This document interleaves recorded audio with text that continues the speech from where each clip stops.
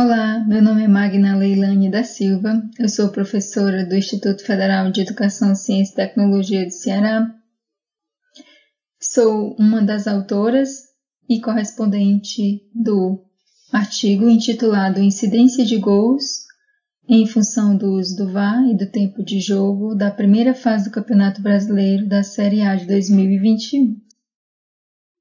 A CBF, em 2021, já está no seu terceiro ano de implantação do VAR,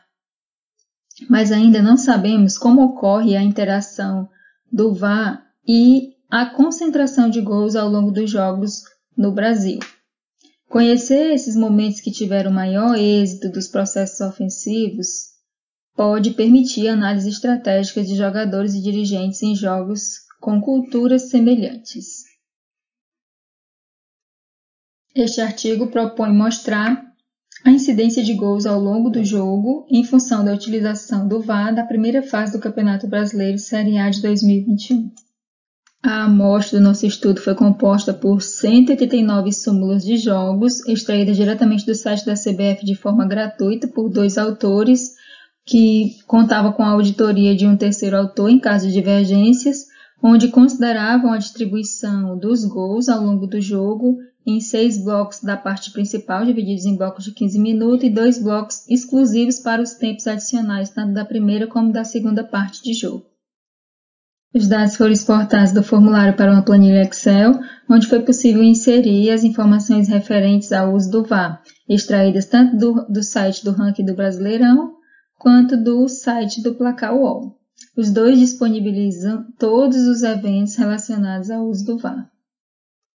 Consideramos como variáveis dependentes a quantidade de gols ocorridos nas partes de cada bloco e no jogo total, e para realizar a comparação entre as variáveis independentes de jogos com e sem VAR, utilizamos o teste de Menu-Whitney. Os resultados nos mostram que 61,9% dos jogos tiveram intervenção do VAR, enquanto que 38,1% não tiveram. Com relação ao total de gols, houve uma diferença estatisticamente significativa quando nós comparamos os jogos com e sem VAR, mostrando que os jogos que tiveram a utilização do VAR tiveram o maior número de gols efetuados. E já no que concerne a distribuição do tempo de jogo, houve uma diferença significativa nos blocos do T2, T3 e adicional 1, que corresponde à primeira parte do jogo desde o minuto 15 do primeiro tempo. Os estudos anteriores ao VAR mostram que as concentrações de gols elas se centravam do minuto 76 ao 90 em algumas competições. Já após a implantação do VAR, foi possível perceber que houve divergências quando nós pensamos na Série A italiana, onde houve uma diminuição de gols, e convergências quando foi realizado a intervenção de VAR, à medida que aumentavam as intervenções na La Liga Espanhola, aumentavam a quantidade de gols. Esse estudo ele preenche lacunas quando nós pensamos na concentração de gols ao longo do jogo, considerando o contexto do VAR e sua utilização, Principalmente quando nós isolamos os tempos de acréscimos, que representou maior diferença na primeira parte do jogo, mudando a dinâmica dos gols durante os jogos, assim como também representa um significativo aumento dos gols nos que interagem com o VAR, porém considera apenas a primeira fase da nossa competição.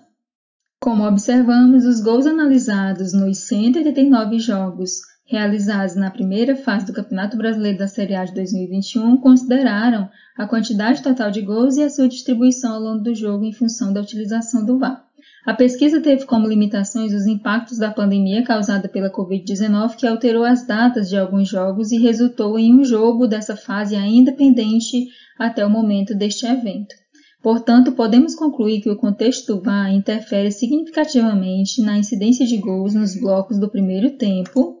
precisamente do minuto 15 até o final da primeira parte, e na quantidade de gols por partida, apresentando o maior número de gols para os jogos que recorreram à tecnologia.